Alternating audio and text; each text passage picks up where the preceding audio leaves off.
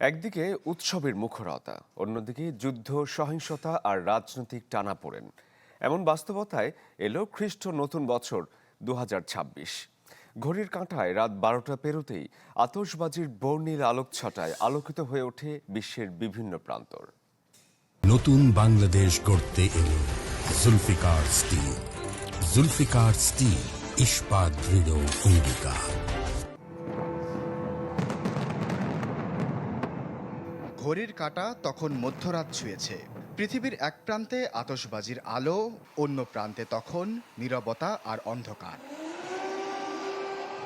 বিদায় নিল ২০২৫, যে বছরে বিশ্ব সাক্ষী হয়েছে উৎসব আর সহিংসতা, শান্তির আশা আর যুদ্ধের বাস্তবতার, আনন্দ আর অনিশ্চয়তার। সেই বৈপরীত্যের মধ্য দিয়েই শুরু হলো নতুন বছর ২০২৬।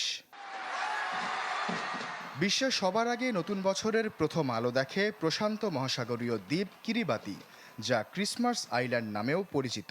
এর পরপরই নিউজিল্যান্ডের চ্যাথাম দ্বীপপুঞ্জ এবং মূল ভূখণ্ডে শুরু হয় উদযাপন।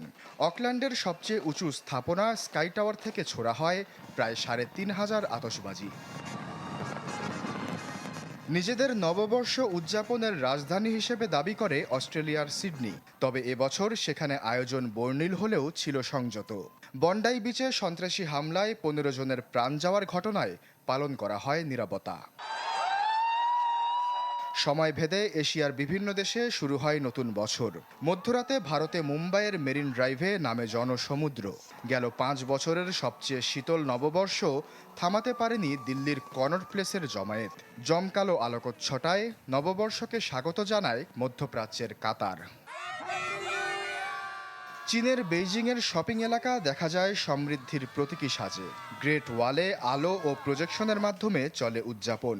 তবে ডিসেম্বরের অগ্নিকাণ্ডের ভয়াবহতা হংকংকে এবছর দূরে রেখেছে ঐতিহ্যবাহী আতশবাজি থেকে।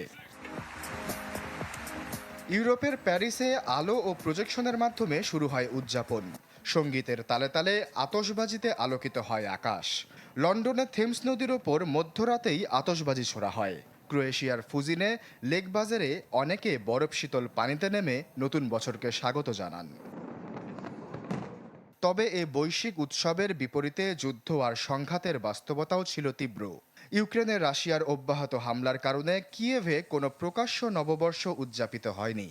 দীর্ঘ সময় বিদ্যুৎবিহীন অন্ধকারে কাটান অনেক মানুষ। মস্কোর রেড স্কোয়ারেও নিরাপত্তাজনিত কারণে বাতিল করা হয় আতশবাজি এবং এলাকা বন্ধ রাখা হয় নববর্ষের সকাল পর্যন্ত। সুদান, গাজা এবং এশিয়ার বিভিন্ন সীমান্তে সংঘাতের চোখ রাঙানি ছাপিয়ে গেছে নতুন বছরের উদযাপনকে। আশ্বাস চৌধুরী, চ্যানেল 24।